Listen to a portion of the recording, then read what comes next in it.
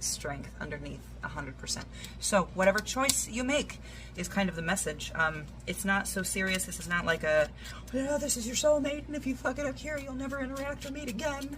It's not that kind of thing. This is just a connection. Don't let it stick any wrenches in your gears. But listen to what they're saying. Don't discount them 100% either. They have a perspective, and you were meant to meet this person for a reason and kind of understand their perspective, hear their perspective even maybe.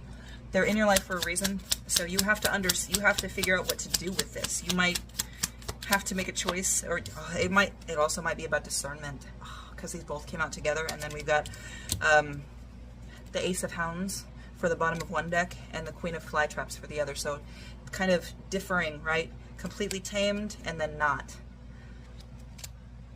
So it's like you've got a choice here to work on your discernment, to kind of take a minute and be like, okay, well, all right, I'm going to try to be this certain way in this scenario and this certain way in this scenario, kind of leading you to a more chameleon type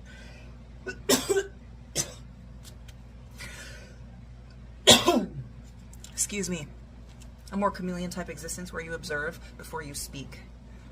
You might be in a bad habit of kind of saying whatever pops in your head, and this is to teach you that that is not always, discretion is the better part of valor, is what I'm hearing in my head. Yeah, from childhood.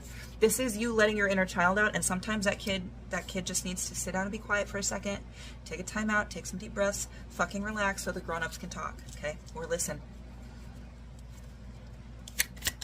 So you have got to work on a little bit of self-control here. You've got to make a choice and then abide by by the consequences of whatever choice you make. But they're not going to be big. It's not a big deal. It's just that if you don't, I've said this a few times before now, if you don't learn the lesson, life has a way of bringing it back in a different flavor. So let's not try to go Baskin Robbins with this whole, over and over and over and over again, because it seems like you love being in the experience, but you don't necessarily fully put yourself there. Oh.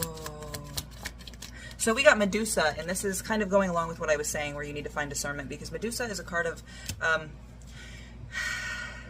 not fearing the monster, or not fearing the tiger that eats the villagers, because the tiger's just being a tiger. Well, I guess not some tigers' cases. That's a bad example. But the animal is being the animal. And hating yourself for part of yourself is causing all kinds of problems. You need to go back and start accepting parts of yourself that maybe a long, long time ago you denied, you slid, or you hid down, which also might be why this Queen of Flytraps is a Queen of Flytraps.